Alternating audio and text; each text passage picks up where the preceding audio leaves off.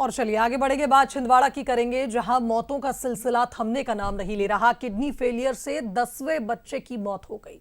आपको बता दें कि परासिया ब्लॉक के एक और बच्चे की मौत हुई है, लेकिन मौत क्यों हो रही है, क्या इसके पीछे वजह है, ये अब भी एक पहेली है।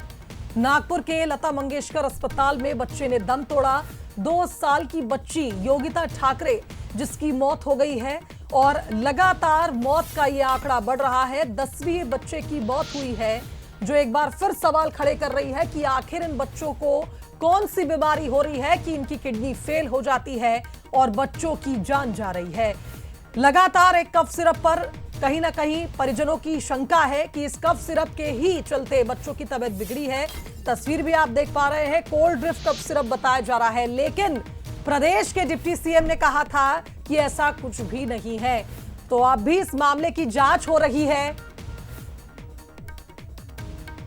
लगातार इस मामले में अब भी जांच हो रही है कि मौत के पीछे वजह क्या है।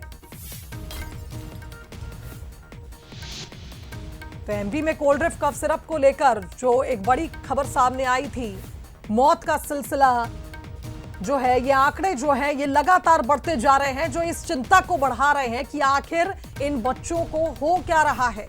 छोटे छोटे बच्चे लगातार जिनकी तबीयत बिगड़ती है और फिर उनकी मौत हो जाती है। छिंदवाड़ा में ये अज्ञात बीमारी न सिर्फ परिजनों को डरा रही है, बल्कि बच्चों की जान ले रही है। 10 बच्चे, आप सोचिए, अब तक जिनकी मौत हो चुकी है, लेकिन ये वजह नहीं पता चल पाई कि आखिर बच्चे बीमार कैसे हुए और कैसे उनकी मौत हुई है। किडनी कैसे फेल हो रही है बच्चों की।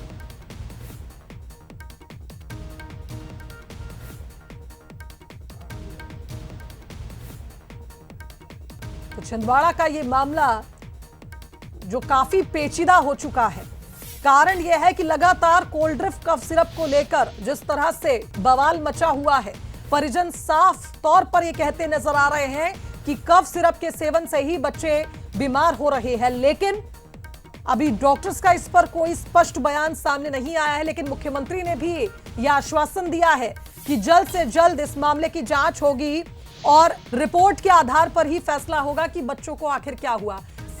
सहयोगी अमित हमारे साथ इस खबर पर जुड़ रहे हैं, उनका रुख कर लेते हैं। अमित, ये तो एक बहुत बड़ी पहेली और चिंताजनक बात हो चुकी है कि आखिर बच्चों की किडनी कैसे फेल हो रही है, क्या इसके पीछे वजह माने, क्यों बच्चों की मौत लगातार हो रही है? निश्चित रूप से शुभांगी, ये छिंदवाड़ा से जुड़ा हुआ जो मामला है, लगातार सिलसिलेवार तरीके से जो बच्चों की मौत हो रही है, चिंताजनक है, बेहद चिंताजनक है। एक के बाद एक लगातार अब 10वीं मौत की जो खबर आ रही है, इससे छिंदवाड़ा सहित पूरे आसपास के क्षेत्रों में हड़कंप मचा हुआ है। बताया जा रहा है कि जो बच्ची अभी खत्म हुई है, वो 20 दिन से नागपुर के निजी अस्पताल में भर्ती थी, जिसका लगातार इलाज किया जा रहा था। किडनी की प्रॉब्लम उससे बताई जा रही थी, पेशाब ना होने की समस्या उसे बताई जा रही थी। उसके बाद आज सुबह ही उस बेटी ने दम तोड़ दिया है। ये खबर एक तरह से फिर से जो है एक सनसनी तरह की बन गई है, लेकिन सोचने वाली बात बाकी ये है कि लगातार आखिर क्यों मौत हो रही है। अब ये देखा जा रहा है, आसपास के जो लोगों ने इलाज डॉक्टरों से कराया है और इसका सिरप का जिनने भी इस्तेमाल किया है, वो पूरे परिजन जो है अब एक तरह से चिंता में है कि अब आगे क्या होगा, अब क्या आगे इस तरह से होगा। और महत्वपूर्ण बात यह है कि नागपुर में अभी भी 4 बच्चे जो है इलाजरत हैं, जिनकी स्थिति जो है क्रिटिकल बताई जा रही है। एक के बाद एक लगातार ये 10वीं मौत जो है स्तब्ध कर देने वाली है, चिंताजनक है। बिल्कुल, लगातार प्रशासन मौतों को भी का आंकड़ा चिंता में अमित बढ़ रहा है और ये काफी ज्यादा चिंताजनक है कि अब भी कुछ बच्चे कहीं ना कहीं जिनका इलाज चल रहा है, उनकी भी हालत गंभीर है। यानी अब ये विषय काफी ज्यादा बढ़ चुका है और अब देखना होगा कितनी जल्दी इस मामले की जांच हो पाती है कि आखिर मौत के पीछे वजह क्या है। बहुत शुक्रिया आपका तमाम अपडेट्स के लिए। तो छिंदवाड़ा में कफ सिरप पीने से 10 बच्चों की मौत अब तक हो चुकी है और इसके बाद भी इसको लेकर कोई ठोस कार्रवाई नहीं हो पाई। अब मध्य प्रदेश में इतना बड़ा मुद्दा उभरा है तो इस पर सियासत तो होनी ही थी। इस मुद्दे को लेकर बीजेपी कांग्रेस आमने सामने है, जहां Coldrif cough syrup ban पर विश्वास सारंग ने जांच के बाद तुरंत कार्रवाई की बात कही। तो वहीं कांग्रेस मीडिया प्रभारी मुकेश नायक ने मंत्री सारंग के बयान पर पलटवार करते हुए कहा कि अगर सिरप में ऐसा कुछ था तो स्वास्थ्य मंत्री ने सिरप को क्लीन चिट क्यों दे दी, उनको अपनी गलती की माफी मांगनी चाहिए। मुख्यमंत्री जी ने तुरंत कार्रवाई की है के निर्देश दिए हैं और वो सिरप को पूरे प्रदेश में बैन कर दिया गया और माननीय मुख्यमंत्री जी ने ये भी निर्देश दिए कि जो दोषी हैं उन पर सख्त कार्रवाई की जाएगी। कप सिरप का मामला इतना गंभीर था कि 9 बच्चों की मृत्यु हो गई और मृत्यु के बाद जब हाहाकार मची तो स्वास्थ्य मंत्री ने क्लीन चिट दे दी कि कप सिरप के कारण बच्चे नहीं मरे। स्वास्थ्य मंत्री को प्रदेश की जनता से माफी मांगनी चाहिए और प्रदेश सरकार को इस बात का संज्ञान लेना चाहिए, मुख्यमंत्री को संज्ञान लेना चाहिए। इधर इंदौर में कोल्ड ड्रिफ्ट सिरप को लेकर प्रशासन अलर्ट मोड पर आ गया, जहां कलेक्टर शिवम वर्मा ने जांच के आदेश दिए। स्वास्थ्य विभाग की टीम भी जांच में जुटी हुई है। मेडिकल स्टोर्स पर सिरप की जांच हो रही है। तो आप देख सकते हैं अब ये कोल्ड ड्रिफ्ट सिरप जिसको लेकर प्रशासन अलर्ट मोड पर आ गया है। जिन भी मेडिकल स्टोर्स पर ये सिरप अवेलेबल है वहां पर इसकी जांच हो रही है। तो जिस तरह से आपको बता दें कि इस पूरे मामले में मुख्यमंत्री ने भी संज्ञान लिया है, इस कफ सिरप को लेकर स्वास्थ्य विभाग भी अब अलर्ट पर आ गया है।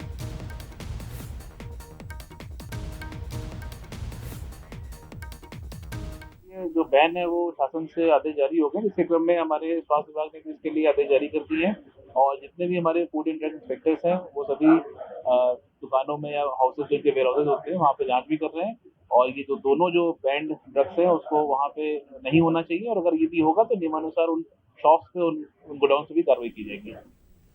इधर जबलपुर जिले में भी 2 कफ सिरप, कोल्ड ड्रिफ्ट और नेस्ट्रो डीएस की खरीद, बिक्री, स्टोर करने और बेचने पर रोक लगा दी गई है। ये कदम छिंदवाड़ा में बच्चों की किडनी संक्रमण से हुई मौतों के बाद उठाया गया। स्वास्थ्य विभाग ने इन सिरप के खास बैच नंबर्स पर रोक लगा दी है। अगर किसी के पास ये दवाइयां पहले से मौजूद हैं तो तुरंत प्रशासन को इसकी जानकारी देना जरूरी होगा। इस आदेश की जानकारी सभी दवा विक्रेताओं और केमिस्ट एसोसिएशन को भी दी गई है।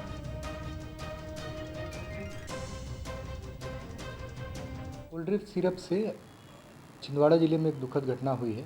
कोल्ड ड्रिफ्ट सिरप के सेवन से कुछ बच्चों की मृत्यु हुई है। उसके पश्चात कोल्ड ड्रिफ्ट और नेस्ट्रो डीएस ये दोनों एक पर्टिकुलर बैच नंबर हैं। इन दोनों को दवाओं को प्रतिबंधित करते हुए एक आदेश जारी किया गया है, जिसके माध्यम से इन दवाओं का विक्रय प्रतिबंधित किया गया है और इन दवाओं को बेचने से दुकानदारों को निर्देशित भी किया गया है कि जिनके पास ये दवाएँ हैं उसका विक्रय न करें। सभी से अपील करूँगा कि नेस्ट्रो डीएस और कोल्ड ड्रिफ्ट अगर आपके संज्ञान में आता है कि कहीं इस प्रकार का सेवन किया जा रहा है तो हमें विभिन्न माध्यमों से हमें सूचित करेंगे। हम इसको भी जब्ती करके और उसके जो विक्रेता होंगे उनके खिलाफ कठोर कार्रवाई करेंगे।